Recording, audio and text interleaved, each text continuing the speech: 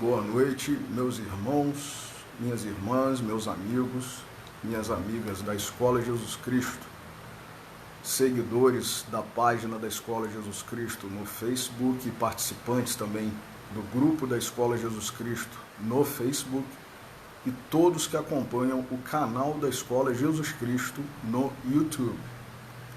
Sejam muito bem-vindos, estamos aqui nesta segunda-feira, dia 22 de fevereiro de 2021, para a nossa preleção, para a nossa pequena pregação de meia hora preparatória para a reunião mediúnica de desobsessão denominada Grupo Emmanuel.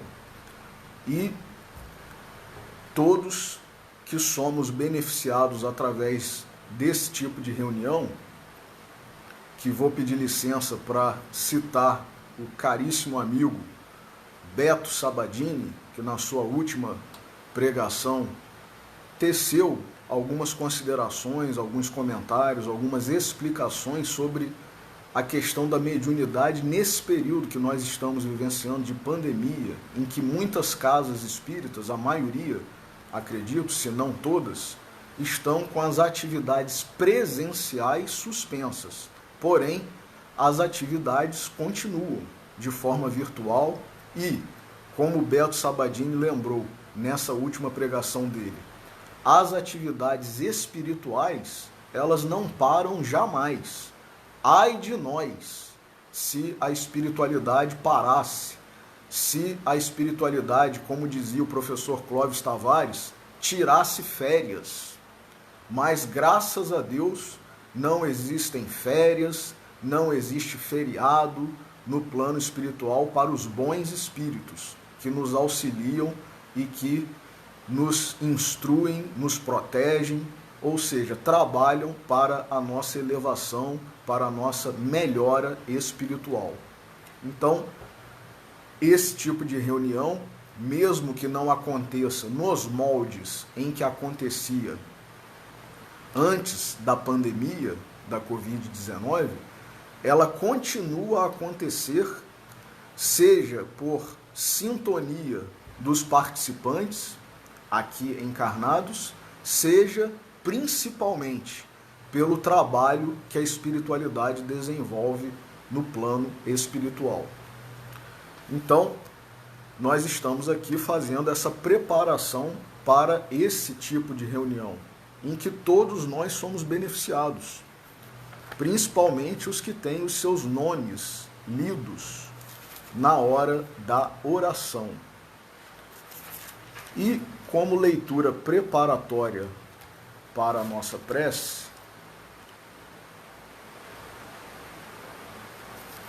eu vou ler da primeira epístola de Paulo a Timóteo, o capítulo 4, que fala sobre a apostasia nos últimos tempos. Muitos de nós, lendo algumas epístolas de Paulo, alguns trechos das epístolas de Paulo, temos a sensação de que Paulo estaria a escrevê-las agora, em pleno ano de 2021, em pleno século 21. Porque muitas das coisas que ele, sobre as quais ele advertiu, muitas das coisas que ele profetizou, que ele previu, estão acontecendo. Então, esse trecho que nós leremos é um desses, que parece que foi escrito nos momentos em que nós estamos vivenciando agora. Então, diz Paulo a Timóteo: mas o Espírito expressamente diz que nos últimos tempos alguns apostatarão da fé, ou seja, renunciarão, abrirão mão da sua fé, renegarão a sua fé, apostatarão da fé, dando ouvidos a espíritos enganadores e a doutrinas de demônios, pela hipocrisia de homens que falam mentiras e têm cauterizada a própria consciência, que proíbem o casamento e ordenam a abstinência de alimentos que Deus criou para os fiéis e para os que conhecem a verdade, a fim de usarem deles com ações de graças. Porque tudo que Deus criou é bom, e não há nada que rejeitar, sendo recebido com ações de graças. Porque pela palavra de Deus e pela oração é santificada. Propondo estas coisas aos irmãos, serás bom ministro de Cristo Jesus, alimentado com as palavras da fé e da boa doutrina que tens seguido. Mas rejeita as fábulas profanas e de velhas. Exercita-te a ti mesmo na piedade, pois o exercício físico para pouco aproveita, mas a piedade para tudo é proveitosa, tendo a promessa da vida presente e da que há de vir. Fiel é esta palavra, e digna de toda a aceitação, pois para isto é que trabalhamos e lutamos, porque esperamos no Deus vivo, que é o Salvador de todos os homens, principalmente dos fiéis. Manda estas coisas e ensina-as. Ninguém despreze a tua mocidade, mas sê exemplo dos fiéis na palavra, no trato, no amor, no espírito, na fé, na pureza. Persiste em ler, exortar e ensinar até que eu vá. Não desprezes o dom que há em ti, o qual te foi dado por profecia, com a imposição das mãos do presbitério. Medita estas coisas, ocupa-te nelas, para que o teu progresso seja manifesto a todos. Tem cuidado de ti mesmo e da doutrina. Persevera nestas coisas, porque fazendo isto, te salvarás, tanto a ti mesmo, como aos que te ouvem. Então vamos fazer a nossa oração. Senhor Jesus, nosso Mestre, Deus, nosso Pai, amigos e benfeitores espirituais da nossa Escola Jesus Cristo, trabalhadores da reunião mediúnica de desobsessão, denominada Grupo Emmanuel, e todos os espíritos familiares, os espíritos simpáticos que nos auxiliam, nos protegem, nos inspiram, nos advertem. A todos vós pedimos a intercessão, a bênção, para que neste momento de reflexão estejamos sintonizados e possamos aproveitar ao máximo tudo o que for trazido para nós na reflexão de hoje. E antecipadamente gratos por mais esta bênção, por mais esta oportunidade, pedimos permissão para iniciar a reflexão da noite de hoje. Que assim seja. Meus irmãos, que maravilha, né? Essa epístola, o capítulo 4 da primeira epístola de Paulo a Timóteo. Hoje nos coube analisar o capítulo 14 do livro Vinha de Luz, que é um livro de Emmanuel, psicografado por Francisco Cândido Xavier, um daqueles que fazem parte da coleção, que compõem a coleção Fonte Viva, Caminho, Verdade e Vida, Vinha de Luz e Pão Nosso. É uma obra de 4 volumes em que Emmanuel comenta versículos do Novo Testamento, passagens dos evangelhos de Mateus, Marcos, Lucas, João e também Atos dos Apóstolos, epístolas de Paulo, de Pedro, de João e até mesmo o Apocalipse. Então, o capítulo que nos coube hoje é o capítulo 14 do livro Vinha de Luz, capítulo este intitulado Aproveitamento, e tem como epígrafe exatamente o versículo 15 do capítulo 4 da primeira epístola de Paulo a Timóteo. E nós vamos reler aqui esse versículo 15, que é a epígrafe. Medita estas coisas, ocupa-te nelas, para que o teu aproveitamento seja manifesto a todos. E o título do capítulo, repetindo, é Aproveitamento. Então vamos ler e depois tecer alguns comentários. Geralmente, o primeiro impulso dos que ingressam na fé constitui a preocupação de transformar compulsoriamente os outros. Semelhante propósito, às vezes, raia pela imprudência, pela obsessão. O novo crente flagela a quantos lhe ouvem os argumentos calorosos, azorragando costumes, condenando ideias alheias e violentando situações, esquecido de que a experiência da alma é laboriosa e longa, e de que há muitas esferas de serviço na casa de nosso Pai. Aceitar a boa doutrina, decorar-lhe as fórmulas verbais e estender-lhe os preceitos são tarefas importantes, mas aproveitá-la é essencial.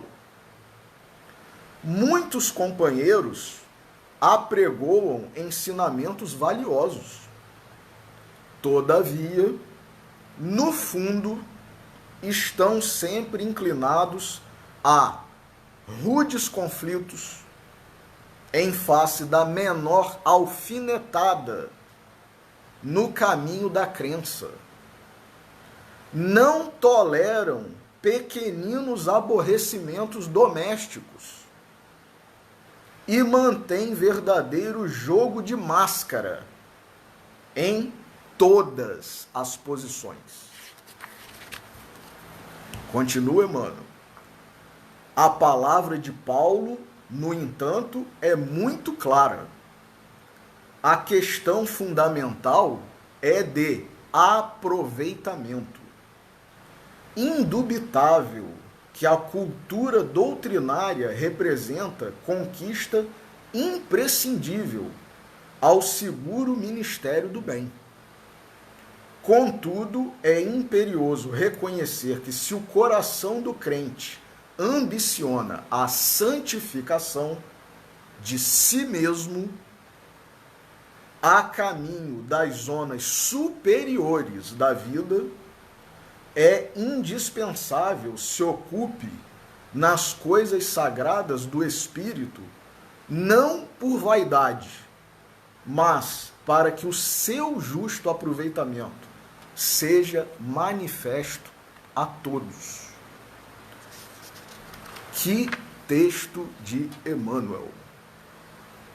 Vamos agora reler, então, tecendo alguns comentários. Geralmente, o primeiro impulso dos que ingressam na fé constitui a preocupação de transformar compulsoriamente os outros. Quer dizer, a gente se encanta com o que a gente está aprendendo, a gente se maravilha, acha que aquilo tem muito valor, tem muita importância. Porém, em primeiro lugar, para quem? Para o fulano, para o beltrano, para o ciclano, para o meu vizinho, para o meu amigo, para o meu chefe, para o meu pai, para a minha mãe, para o meu filho, para a minha filha, para a minha esposa, para a minha namorada, enfim, para todos. E a gente quer transformar essas pessoas de forma compulsória, ou seja, o que é isso? Sem perguntar se a pessoa quer se transformar, sem respeitar a individualidade da pessoa, a vontade própria da pessoa, a autonomia da pessoa. A gente não quer perguntar, não quer saber, a gente quer transformar a pessoa compulsoriamente, ou seja, obrigatoriamente. E continua Emmanuel. Semelhante propósito, às vezes, raia pela imprudência, pela obsessão. Meus irmãos, grave isso, o alerta de Emmanuel. Muitas vezes, essa vontade, esse propósito, como diz Emmanuel aqui, chega às raias da imprudência. O que vai trazer de consequência essa atitude nossa? Muitas vezes, em vez de nós estarmos ajudando, nós estamos atrapalhando aquele irmão nosso, ou aquela irmã, aquele jovem que está na nossa família, precisando de orientação, de auxílio, de encaminhamento. Por isso quero pedir licença mais uma vez ao amigo Beto Sabadini para indicar a todos, não apenas aos jovens, mas principalmente para os jovens, mas também para os adultos, para os idosos, o livro que o Beto Sabadini lançou, intitulado Juventude Desperta, e que tem um passeio maravilhoso pela doutrina, pela cultura em geral, pela filosofia e na forma de um diálogo em que os jovens se interessam pelos assuntos mais variados da doutrina espírita, do evangelho e da vida, através de perguntas e respostas, comentários que a personagem Maria, que é uma evangelizadora, uma orientadora da mocidade, da juventude de uma determinada casa espírita, adota como método de colaboração, de orientação para esses jovens. Então, é um livro gostoso de se ler, fácil de se ler e maravilhoso, imperdível, não apenas para os jovens, mas para todos nós. Então, se a gente não souber conduzir essa, muitas vezes, boa vontade que temos de melhorar o outro, de transformá-lo para melhor, isso pode resultar, redundar num extremo oposto. Em vez do jovem ou da pessoa que nós estamos querendo transformar, se melhorar, ela pode muitas vezes se afastar. Fulano está chato, fulano está inconveniente, fulano está desagradável com isso, e a pessoa se afasta. E muitas vezes busca exatamente o caminho inverso àquele ao qual nós estávamos querendo conduzir a pessoa. Se envereda pelo caminho dos vícios, da violência, da rebeldia, das drogas, quiçá dos crimes, porque tomou nojo, não quer saber mais desse tipo de coisa e, como diz o próprio Emmanuel aqui, muitas vezes nós que somos os bem-intencionados em relação a essa pessoa, estamos às raias ou da imprudência, porque não medimos, não analisamos essas consequências de como nossa ação está repercutindo nesse irmão, nessa irmã. E muitas vezes nós não estamos percebendo que nós estamos obsidiados, ou pela auto-obsessão, porque a ideia fixa, o monoideísmo, é uma forma de obsessão, de auto-obsessão muitas vezes. E outras é obsessão mesmo, em que algum inimigo desse irmão nosso que nós inicialmente estávamos querendo ajudar, se aproveitou dessa obstinação nossa, dessa imprudência nossa, e está a nos usar justamente para atrapalhar o caminho daquele ou daquela que nós estávamos em princípio, querendo ajudar. Então nós temos que ter muito cuidado. E continua Emmanuel, o novo crente flagela a quantos lhe ouvem os argumentos calorosos. Quer dizer, a gente passa a achar que a gente é dono da verdade. Não aceita mais um comentário, uma opinião, azorragando costumes. Quer dizer, a gente começa a reclamar de tudo o que nós achamos que está errado, condenando ideias alheias e violentando situações, esquecido de que a experiência da alma é laboriosa e longa e de que há muitas esferas de serviço na casa de nosso Pai. Então, o método de se trabalhar pode não ser exatamente esse que nós achamos que é o melhor. Muitas vezes é um outro método. Muitas vezes é uma outra forma de se aproximar desse irmão. E que nós, numa primeira análise, podemos achar até que não é o método recomendável, mas que para aquela situação concreta, a semelhança da justiça no nosso mundo terreno, né, que é a aplicação da lei ao caso concreto. A lei é genérica, mas o que é a justiça no nosso dia a dia? É a aplicação da lei ao caso concreto. Então, muitas vezes, há que se flexibilizar, há que se adaptar à lei ao caso concreto. Isso é sabedoria, no caso das questões espirituais, sabedoria divina, sabedoria do mais alto, da espiritualidade superior. E nós temos que ser instrumentos dessa sabedoria, dessa espiritualidade. E diz Emmanuel aqui então que a experiência da alma, ela é laboriosa e longa, ela é trabalhosa, ela é demorada. E de que há muitas esferas de serviço na casa do Pai. Aceitar a boa doutrina, decorar-lhe as fórmulas verbais e estender-lhe os preceitos são tarefas importantes. Sim, divulgar, estudar primeiramente, conhecer a doutrina, isso é importantíssimo. Divulgar, levar a quem está, na nossa opinião, precisando, ou que vem até nós, buscando, isso é importante. Mas, diz Emmanuel, mas aproveitá-la é essencial.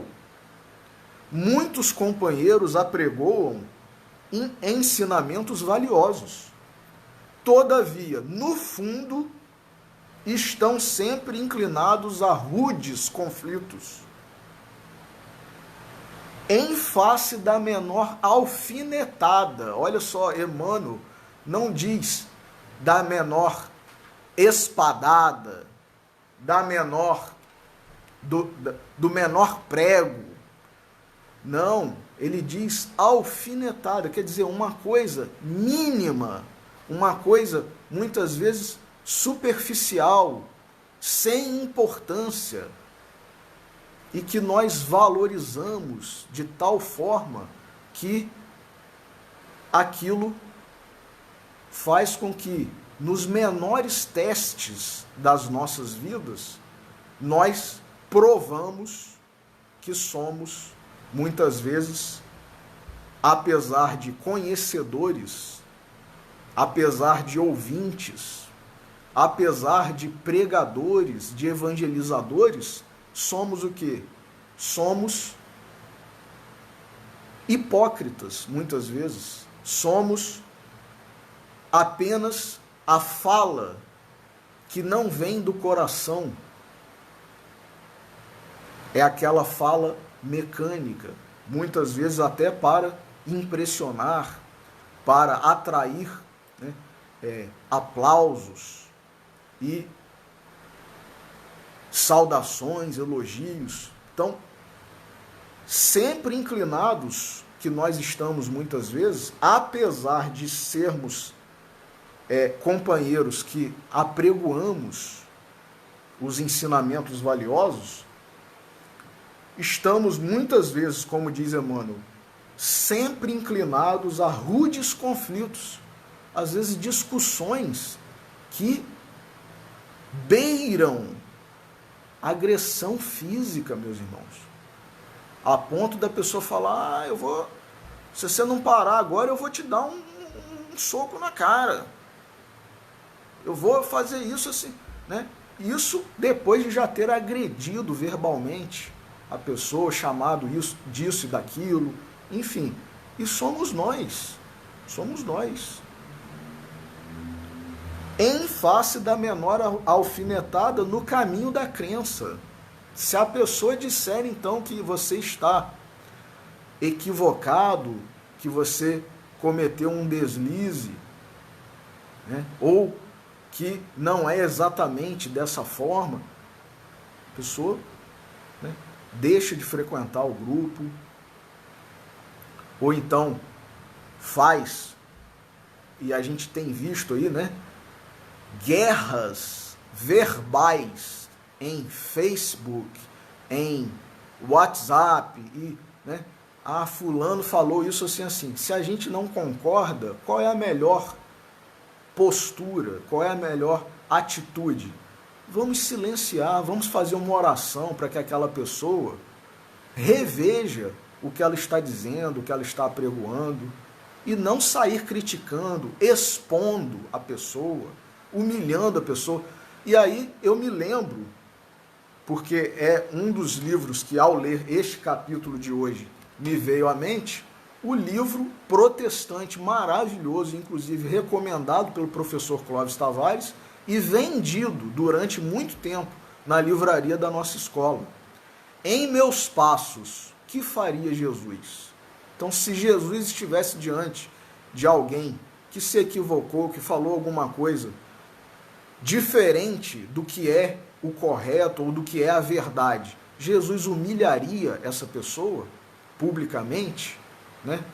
Desmentiria ou apenas silenciaria, faria uma prece? Muitas vezes chegaria para essa pessoa que cometeu o equívoco em particular e falaria com ela, assim como ele advertiu aos seus discípulos muitas vezes, mas não humilhando publicamente aquela pessoa, desmentindo, envergonhando. Então, continua Emmanuel aqui, não toleram pequeninos aborrecimentos domésticos e mantém verdadeiro jogo de máscara em todas as posições. É aquela pessoa, né, somos nós muitas vezes, que na casa espírita, na hora da reunião, na hora da palestra, na hora da aula, a pessoa é maravilhosa, é serena, é tranquila, é calma, aceita questionamentos muitas vezes inoportunos ou capciosos até de uma pessoa que está até mal intencionada, embora esteja numa casa espírita, mas que quis envergonhar o professor na aula, quis envergonhar o palestrante, falou alguma coisa e tal, e a pessoa reage com toda a paciência e tal, mas fora dali, se acontecer algo semelhante, a pessoa tira a máscara e se revela tal qual ela é. Agressiva, impaciente, muitas vezes, né? E é o que Emmanuel está a nos alertar. E ele continua aqui, a palavra de Paulo, no entanto, é muito clara. A questão fundamental é de aproveitamento. Indubitável que a cultura doutrinária representa conquista imprescindível ao seguro ministério do bem. Ou seja, cultura doutrinária é o quê? É nós conhecermos a doutrina, nós sabermos sobre o que estamos falando, sobre o que estamos estudando, sobre o que estamos palestrando, sobre o que estamos escrevendo. Temos que conhecer a doutrina e não falar, escrever com achismos, com suposições. Porém, como diz Emmanuel, contudo, é imperioso reconhecer que se o coração do crente ambiciona a santificação de si mesmo, e aí Alcione, a nossa amiga, a nossa irmã Alcione Peixoto, filha do famoso médium Peixotinho, irmã da nossa Escola de Jesus Cristo, pregadora, evangelizadora, uma vez foi questionada por alguém do seu círculo de amizade, de convivência. Alcione, por acaso você quer virar santa? E ela, sim, quero sim. Sei que não virarei tão cedo, mas eu quero virar santa sim. Então, é o que Emmanuel está dizendo aqui, meus irmãos. É imperioso reconhecer que se o coração do crente ambiciona a santificação de si mesmo, a caminho das zonas superiores da vida, é indispensável se ocupe nas coisas sagradas do Espírito, não por vaidade, não para se achar melhor do que ninguém, não para se achar já santo e não um pecador, mas, como diz Emmanuel, para que o seu justo aproveitamento seja manifesto a todos. Ou seja, é a frase que a irmã, a Madre Teresa de Calcutá, nos deixou, né? As mãos que ajudam, as mãos que socorrem, são mais sagradas do que as bocas, do que os lábios que oram. Então, os lábios, as bocas que oram, são sagrados? São. Mas mais sagrados do que esses lábios, essas bocas, são as mãos. Mais sagradas são as mãos que ajudam, que socorrem. E aí, para finalizar, então, não poderíamos deixar de citar uma personagem de toda a obra de André Luiz, principalmente do livro Nosso Lar, que era uma ministra do Ministério da Regeneração, ministra veneranda, consultada muitas vezes por outros espíritos trabalhadores, quando um determinado projeto, um determinado trabalho deveria ser iniciado, e ela era consultada, tamanha a sua grandeza espiritual, tamanha a sua responsabilidade, tamanho o seu conhecimento. E, como nós conhecemos, uma das falas mais marcantes da ministra veneranda, quando ela terminava essas conversas, esses diálogos, essas orientações, ela dizia, e muitas vezes algumas pregações, algumas prédicas, ela dizia ao final: quem quer aproveitar? Porque basta nós ouvirmos, basta nós nos impressionarmos, basta nós nos emocionarmos com aquilo que estamos ouvindo, com aquilo que aprendemos, com aquilo que estamos estudando. Não, nós temos que aproveitar. Então essa é a lição de hoje, meus irmãos. Aproveitamento. Na lição de Paulo a Timóteo, na lição de Emmanuel, na lição de André Luiz, na lição da ministra veneranda. Então, que nós aproveitemos as lições de hoje e todas as lições que nos têm sido trazidas ao longo dessa encarnação nossa, para que nós possamos nos santificar, nos elevar, nos purificar mais rapidamente, que é a destinação nossa, de cada um. Então, que Jesus nos abençoe e façamos então a nossa oração final. Senhor Jesus, nosso Mestre, Deus, nosso Pai, amigos e benfeitores espirituais, espíritos trabalhadores da Escola de Jesus Cristo, do Grupo Emmanuel e todos que labutam, trabalham, auxiliam, protegem, instruem a todos nós.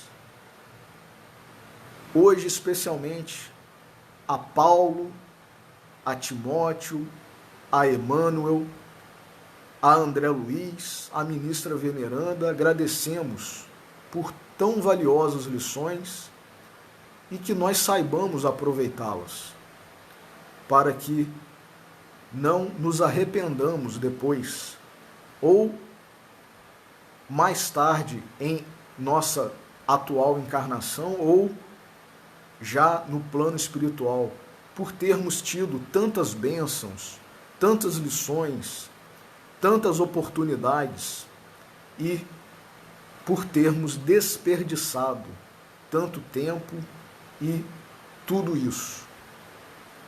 Então, mais uma vez agradecendo por tudo, pedimos permissão para encerrar a reflexão da noite de hoje e que tu fiques conosco, Senhor, hoje, agora e sempre. Então, uma ótima semana para todos.